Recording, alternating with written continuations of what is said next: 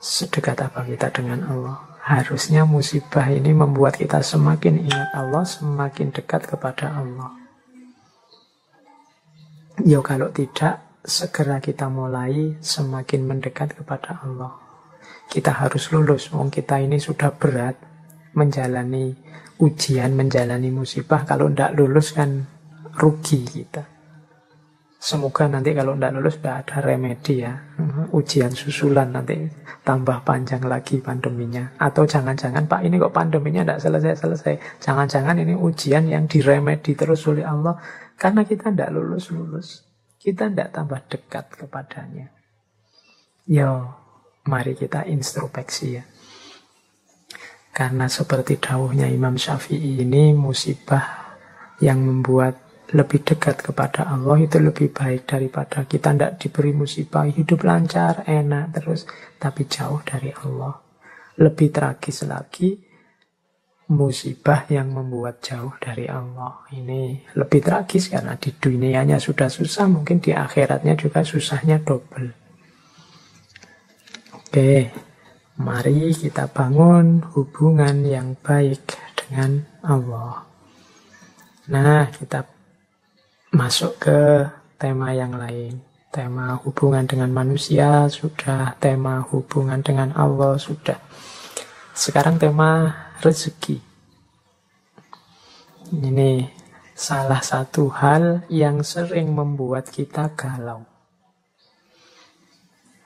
Sebagaimana Tuhanmu telah mencukupkan rezekimu di hari kemarin, maka jangan khawatirkan rezekimu untuk esok hari. Ini kan sering membuat kita gelisah, apalagi teman-teman mahasiswa. Besok mau jadi apa? Besok mau kerja apa? Besok bisa makan apa tidak? Bisa bayar kuliah atau tidak? Dan seterusnya. Loh, kalau kalian kemarin-kemarin bisa survive, kalian kan kemarin juga masih belum punya pekerjaan. Kalian kemarin juga masih bergantung sama orang tua. Kalian masih belum mandiri juga kemarin. Tapi toh Allah menghadirkan rezekimu dengan jalan yang ada, mungkin lewat orang tua, lewat beasiswa, lewat tetangga. Itu kan rezeki dari Allah. Kalau Allah kemarin mencukupkan rezekimu, besok juga begitu. Maka tidak perlu khawatir, tidak perlu nabrak-nabrak aturan, tidak perlu menerjang yang salah, yang keliru hanya demi rezeki. Rezeki sudah ada yang ngatur. Ini kalau diceramahkan mudah, tapi kalau dipraktekkan kelihatannya sulit. Orang selalu saja galau, selalu saja gelisah dengan rezeki. Kalau engkau tidak punya pekerjaan, gelisah, itu menurut saya manusiawi, karena manusia itu diantara fitrahnya adalah kerja. Punya aktivitas, punya penghasilan. Tapi urusan hasil, urusan rezeki jangan dikhawatirkan. Itu urusannya Allah. Sebagaimana dawuhnya Imam Malik minggu lalu yang kita kutip, bahwa lakukan saja sesuai bidangmu sebaik mungkin, sesuai yang harus kamu lakukan, tugas-tugasmu sebaik mungkin. Urusan rezeki kembalikan lagi pada Allah, karena Allah yang mengatur, Allah yang mencukupkan. Ini sama maksudnya dengan kata-kata dari Imam Syafi'i ini. Itu saya bawa sebuah syair yang terkenal sekali. Ini nasihat agar kita tidak mencampur uang yang haram dengan yang halal. Ia kumpulkan yang haram dengan yang halal supaya menjadi banyak. Yang haram pun masuk ke dalam yang halal, lalu ia merusaknya. Oke, ini ada cerita di balik syair ini. Jadi satu ketika ada seseorang yang menghadap ke Imam Syafi'i. Orang ini mengeluhkan rizkinya tidak cukup. 1 bulan dia mendapat gaji 500 dirham. Tapi gaji sebesar ini rasanya sudah besar. Kok yo masih susah memenuhi kebutuhan sehari-hari dalam 1 bulan. Orang ini mengadu pada Imam Syafi'i. Nah, nasihatnya Imam Syafi'i agak aneh. Katanya Imam Syafi'i, oke, bulan depan kamu mintalah gajimu diturunkan menjadi 400 dirham saja. Oh, ini aneh ya, orang merasa kekurangan kok gajinya tidak cukup malah diminta turun. Tapi karena yang meminta seorang ulama besar yang dekat dengan Allah, ya dituruti. Minta penurunan gaji. Bulan depan gajinya jadi 400 dirham. Tapi tetap 400 dirham pun dia masih kesulitan, masih kekurangan. Menghadap lagi pada Imam Syafi'i. Terus katanya Imam Syafi'i, wah ini ada yang salah. Coba kamu minta turun lagi 300 dirham untuk bulan depan. Ini orang ini semakin heran, loh kok tambah turun? 500 rasanya kurang, 400 masih kurang, sekarang disuruh 300.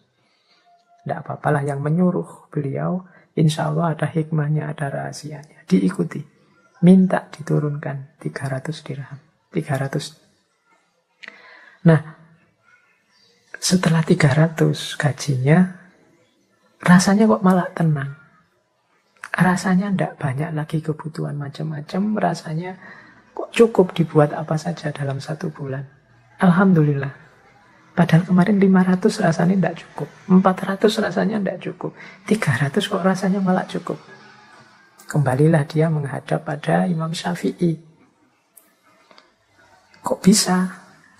Sekarang saya merasa cukup gaji saya. Meskipun jatuhnya hanya 300. Nah, Imam Syafi'i terus memberitahu, wahai saudaraku, sebenarnya pekerjaan yang engkau lakukan itu memang layaknya gajinya hanya 300. Sehingga sisa yang 200 ini sifatnya kelebihan. Dan ini yang kecampur dalam gajimu yang halal. Sehingga membuatnya tidak barokah kalau dalam bahasa Islamnya. Karena tidak barokah, ya rasanya kurang terus. Rasanya ada saja kebutuhan-kebutuhan baru yang sehingga 500 ini tidak cukup. Tapi ketika engkau mengambil hakmu pas sesuai jatahmu, yaitu 300, sekarang hartamu sudah bersih, isinya halal semua, dan disitulah letaknya barokah. Nah, ini urusan rezeki, berarti kita harus hati-hati. Yang halal dan yang haram ketika dia ngumpul, yang haram akan merusak yang halal. Ketika yang halal dirusak dengan hadirnya yang haram, harta kita jadi tidak barokah. Dan tidak ada hubungannya dengan jumlah, dengan kuantitas. Karena harta itu kan kuncinya pada rasa cukup yang ada dalam diri kita. Oke, jadi ya ini untuk bahan renungan kita semua. Semoga teman-teman yang mendengarkan ini hati-hati dalam pengelolaan rezeki. Jangan sampai harta yang kita pegang tidak barokah atau kecampur-campur sehingga tidak barokah. Baik, teman-teman. Masih ada beberapa quotes, beberapa nasihat berharga dari Imam Syafi'i. Beliau ini sebenarnya sangat banyak kitabnya, sangat banyak nasihat wasiat yang berharga. Ya, cuma sayangnya kita tidak mungkin mengangkat semuanya malam hari ini. Sering saya bilang, ya ngaji ini hanya mancing saja. Semoga teman-teman tertarik untuk memperdalam lebih jauh. Oke, kita ambil beberapa ya. Katanya Imam Syafi'i, amal yang paling berat itu ada 3. Yaitu murah hati saat miskin, bersikap warok saat sendiri, dan mengucapkan kebenaran di hadapan orang yang ditakuti. Murah hati saat miskin, ini berat. Karena orang miskin itu biasanya mentalnya kurang. Mentalnya masih butuh, masih ingin. Nah, ini mentalnya mental menerima, bukan mental memberi. Maka kalau ada orang miskin yang bermental memberi, ini luar biasa. Orang miskin yang mentalnya murah hati, ini luar biasa. Yang kedua, bersikap warok saat sendiri. Bersikap warok itu bersikap menjaga diri, tidak sembarangan, menjaga kehormatannya. Ini biasanya ya orang warok itu di hadapan orang lain. Kalau ada orang lain, dia menjaga nama baiknya, menjaga kehormatannya. Kalau ada orang, meskipun dia sendirian, dia tidak akan melakukan sesuatu yang menjatuhkan harga dirinya, menjatuhkan kehormatannya.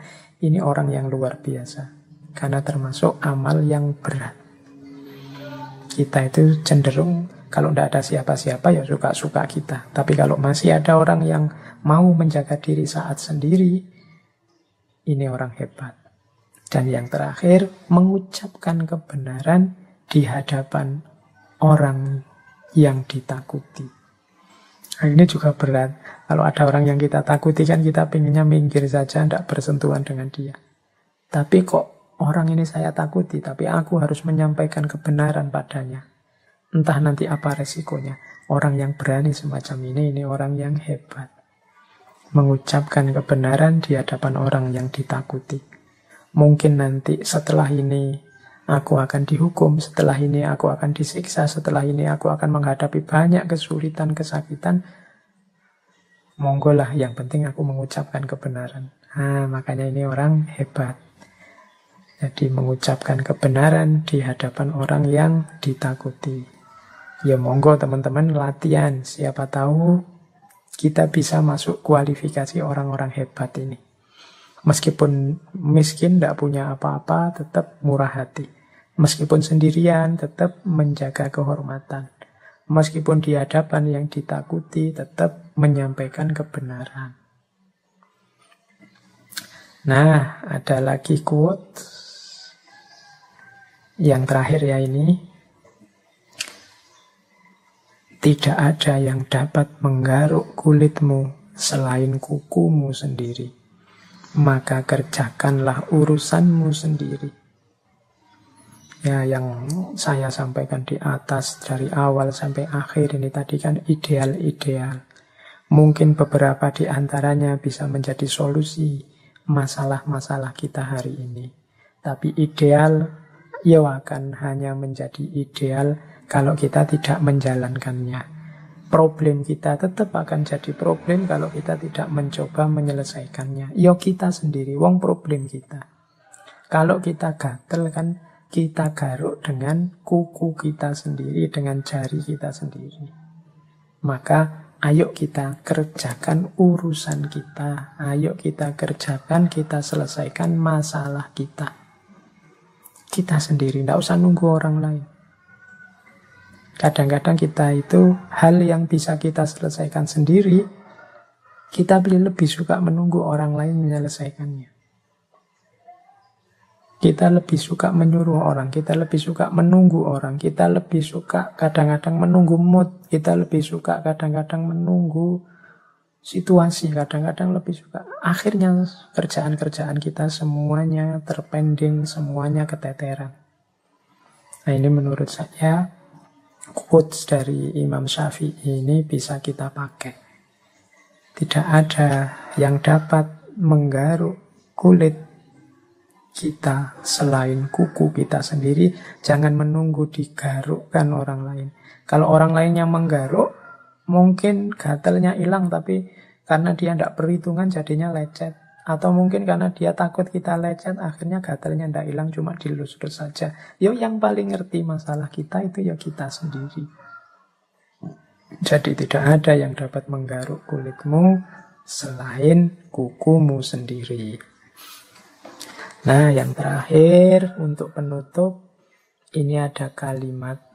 Kalimat ini tertulis di cincinnya Imam Syafi'i yang beliau pakai di jari kiri. Kalimatnya bunyinya ini. Kafa billahi fiqotan li Muhammad bin Idris. Artinya cukuplah Allah sebagai pegangan. Cukuplah Allah sebagai sandaran yang dipercaya oleh Muhammad bin Idris. Nah, ini dibawa kemana-mana oleh Imam Syafi'i, mungkin untuk mengingatkan beliau bahwa hidup ini pada akhirnya kunci utamanya adalah keimanan kita, kepercayaan kita kepada Allah.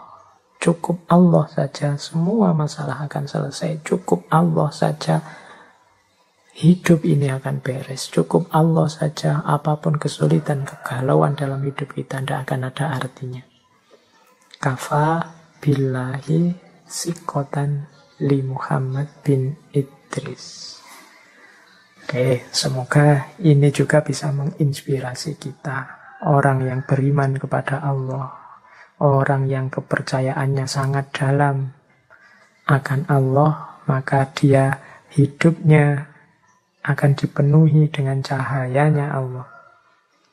Dia hidup dengan penuh harapan, tapi sekaligus tidak sembrono karena dia juga punya khauf, punya rasa takut kepada Allah. Hidup yang tidak sembrono, tapi juga hidup yang tidak putus asa. Hidup yang serius berusaha, tapi juga hidup yang mau untuk tawakal. Hidup yang siap melakukan ikhtiar, tapi juga siap menerima segala ketetapan dari Tuhan. Nah, hidup seperti inilah yang ideal dalam Islam. Hidup yang menjadi kunci kebahagiaan duniawi maupun ukhrawi.